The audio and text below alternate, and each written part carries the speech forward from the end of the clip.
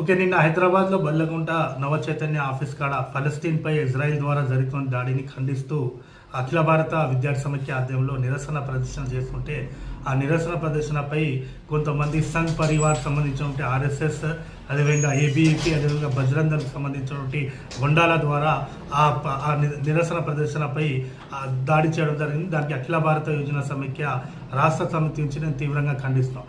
ఈరోజు ఆర్ఎస్ఎస్ అదేవిధంగా బీజేపీ రోజు రోజుకి ఈ రాష్ట్రంలో దాడులు చేయడంలో, అదేవిధంగా అనేక రకాలుగా సామాజిక ఉద్యమాలపై, అదేవిధంగా ప్రజల కోసం చేస్తున్నటువంటి ఉద్యమాలపై దాడులకు పాల్పడుతున్నారు. చాలా బాధాకరమైనటువంటి విషయం. గత 1 year నుంచి ఆర్ఎస్ఎస్ బీజేపీ దాడులు పెరిగినాయి ఈ రాష్ట్రంలో. ఎందుకు ఈరోజు ప్రజాస్వామ్యబద్ధంగా ఒక ఇంటర్నేషనల్ లెవెల్లో ఫలస్తీన్కి భారతదేశం కూడా ప్రతిసారి ఫలస్తీన్పై దాడి జరిగిన ప్రభుత్వం ద్వారా ఖండించిన దాఖలాలు ఉన్నాయి.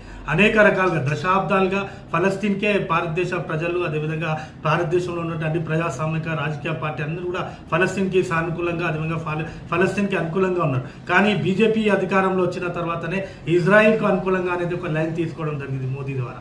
ఈరోజు మన ఇంటర్నేషనల్ లాస్కి కూడా వ్యతిరేకం. ఎందుకంటే గతం నెహ్రూ నుంచి మనం చూస్తే, మనం లాస్ట్ మన్మోహన్ సింగ్ వారికి కూడా ఫలస్తీన్కి అనుకూలంగా భారతదేశ ఇంటర్నేషనల్ డిసిజన్స్ ఉండే, ఇంటర్నల్ అఫేర్ డిసిజన్స్. కానీ మోదీ వచ్చిన తర్వాత ఈరోజు ఇజ్రాయెల్తోనే దోస్తీ చేసి, ఇజ్రాయెల్కి సపోర్ట్ చేసి ఈరోజు అమాయక ఫలస్తీన్లపై దాడి జరుగుతున్నా కూడా ఖండిస్తలేరు. అందుకే ఈరోజు భారతదేశంలో ఉన్నటువంటి ప్రజాస్వామ్యవాదులు, వామపక్షవాదులు, అదేవిధంగా ప్రజాతంత్ర, అదేవిధంగా భారతదేశ రాజ్యాంగం మీద నమ్మకం ఉన్నటువంటి, భారతదేశంలో లౌకికవాదం మీద నమ్మకం ఉన్నటువంటి వాళ్ళందరూ కూడా ఫలస్తీన్కి అనుకూలంగా ఫలస్తీన్కి అనుకూలంగా కార్యక్రమాలు చేస్తున్నారు.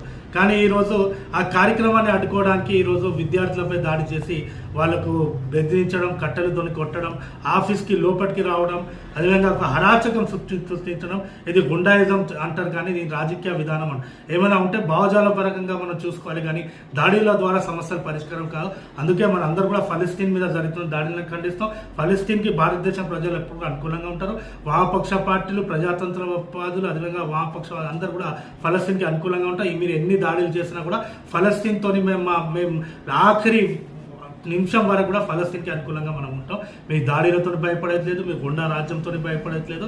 ఎట్టి పరిస్థితుల్లో కూడా మనం ఇట్లాంటి కార్యక్రమాలు భవిష్యత్తులో కూడా నిర్వహిస్తున్నాం కూడా చెప్తున్నా. ఈ దాడి చేసిన వాళ్ళందరినీ కూడా కఠినంగా శిక్షించాలి, వాళ్ళపై క్రిమినల్ కేసెస్ పెట్టాలని కూడా నేను రాష్ట్ర ప్రభుత్వాన్ని డిమాండ్ చేస్తున్నా. లేని పక్షంలో మేము జాతీయ స్థాయిలో ఈ దాడికి నిరసనంగా కార్యక్రమాలు చేస్తామని హెచ్చరిస్తున్నాం.